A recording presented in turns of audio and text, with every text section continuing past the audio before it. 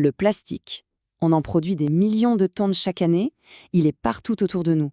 Mais ce qu'on sait moins, c'est que ce matériau est en train de vivre une révolution, une transformation profonde poussée par une pression absolument immense qui est en train de tout redéfinir. Alors, pour bien comprendre ce qui se joue, on va regarder ça en 4 temps. D'abord, on va voir les défis gigantesques auxquels l'industrie fait face. Ensuite, on verra les solutions qui émergent, notamment l'économie circulaire. Puis, on ira faire un tour dans les usines pour voir comment la technologie change la donne. Et enfin, on se demandera à quoi ressemble le marché de demain. Bon, commençons par le début. Il faut bien comprendre que l'industrie européenne du plastique, qui est un vrai pilier de notre économie, est aujourd'hui complètement prise en étau. C'est une véritable tempête de pression qui vient de partout, des lois, des consommateurs et bien sûr de la concurrence mondiale. Et cette citation, elle montre tout le paradoxe de la situation. Le potentiel est là, il est énorme, on pourrait dès maintenant recycler 50% de plastique en plus. Alors la question c'est, qu'est-ce qui bloque? Eh bien, ce sont les réalités du marché, l'économie et la logistique qui mettent un énorme frein à tout ça. Et la pression, elle n'est pas juste sur l'environnement, elle est aussi économique. Ce chiffre, moins 8%, ça peut paraître un peu abstrait comme ça, mais en réalité, c'est une perte de compétitivité massive pour l'Europe en même pas 20 ans. Face aux géants américains ou chinois, l'industrie européenne n'a pas le choix. Elle doit se réinventer pour survivre. En fait, ce qui change tout, c'est que toutes ces pressions arrivent en même temps. D'un côté, on a des lois de plus en plus dures, comme la loi AGEX en France par exemple, et de l'autre, une opinion publique qui, soyons clairs, ne supporte plus le gaspillage. Ces deux forces combinées, c'est un catalyseur surpuissant, qui oblige tout le secteur à se remettre en question de A à Z. Face à tout ça, l'industrie ne reste pas les bras croisés, loin de là. Sa réponse, elle est ambitieuse, c'est l'économie circulaire. L'idée est simple mais révolutionnaire, on arrête de penser produire, utiliser, jeter. Le but, c'est de réinventer la matière pour la faire tourner en boucle. Et concrètement, comment on fait? Il y a 2 grandes voies qui se développent. D'abord, le recyclage mécanique. C'est celui qu'on connaît le mieux. On trie, on lave, on broie, on fond. Mais la vraie rupture, elle vient du recyclage chimique. Là, on décompose le plastique au niveau moléculaire pour recréer une matière première comme neuve. Et ça ouvre la porte au recyclage de plastique qui était jusqu'ici impossible à traiter. Et attention, il n'y a pas que le recyclage. Il y a une autre révolution en marche, celle des nouveaux matériaux. Le mot à retenir, c'est biopolymère. En gros, imaginez des plastiques qui ne sont plus fabriqués à partir de pétrole, mais à partir de ressources renouvelables. Ça peut être de l'amidon de maïs, des huiles végétales, c'est un changement de paradigme complet. Cette image, elle illustre parfaitement le changement. À gauche, la barquette en plastique classique. À droite, une solution beaucoup plus innovante. Des entreprises comme Dorema, par exemple, sont en train de remplacer ce plastique par des emballages moulés en fibre de cellulose. C'est une réponse directe aux nouvelles lois sur le plastique à usage unique. Regardons de plus près cette innovation, le GreenFib. C'est un exemple juste fascinant de ce qui nous attend. On part d'un polymère qui vient de l'huile de ricin, donc une plante, et on le mélange avec des charges naturelles.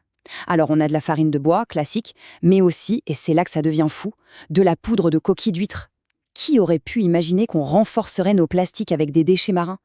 En voici un autre exemple qui va parler à beaucoup de monde, les dosettes de café. Pendant des années, ça a été le symbole du déchet plastique par excellence. Aujourd'hui, grâce à des bioplastiques compostables comme le Materbi, développé par Novamont, la dosette finit sa vie dans un composteur et retourne à la terre. Ça, c'est l'économie circulaire appliquée à notre café du matin. Bon, avoir de nouveaux matériaux et de belles idées, c'est génial. Mais derrière, il faut pouvoir les produire et recycler les anciens efficacement.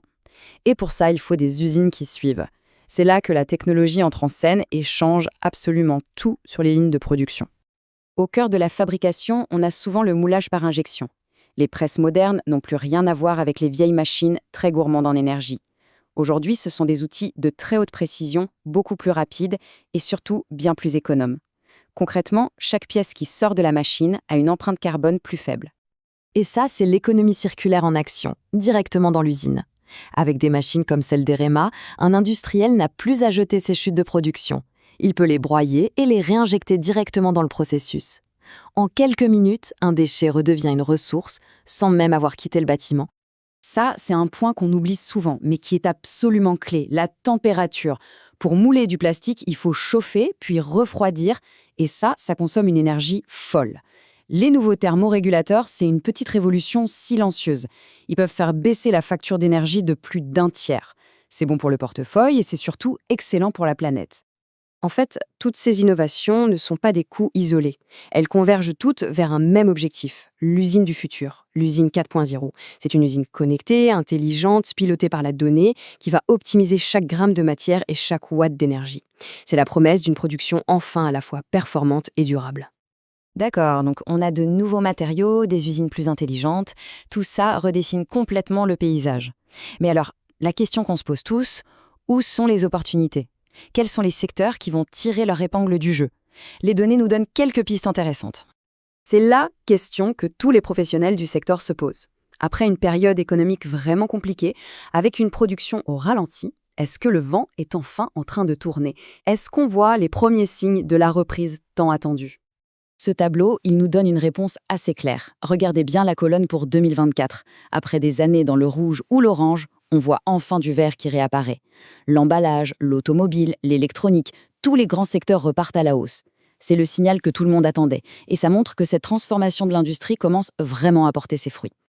Mais attention, la croissance de demain, elle n'est plus dans le plastique de masse qu'on connaissait. Elle est dans des applications de très haute technologie. On parle par exemple de composants pour les batteries des voitures électriques, un marché qui explose. Ou encore des réservoirs à hydrogène, qui doivent être ultra légers et ultra résistants. Là, le plastique n'est plus un problème, c'est une solution indispensable à la transition énergétique. On le voit, l'industrie des plastiques est en pleine ébullition. Poussée dans ses retranchements, elle innove, elle devient plus circulaire, plus durable. Les solutions techniques sont là où elles arrivent. Mais la vraie question, la question finale, c'est est-ce que ce formidable élan d'innovation sera déployé assez vite et à une échelle assez grande pour répondre à l'urgence climatique? L'avenir du plastique, et un peu le nôtre aussi, se joue maintenant.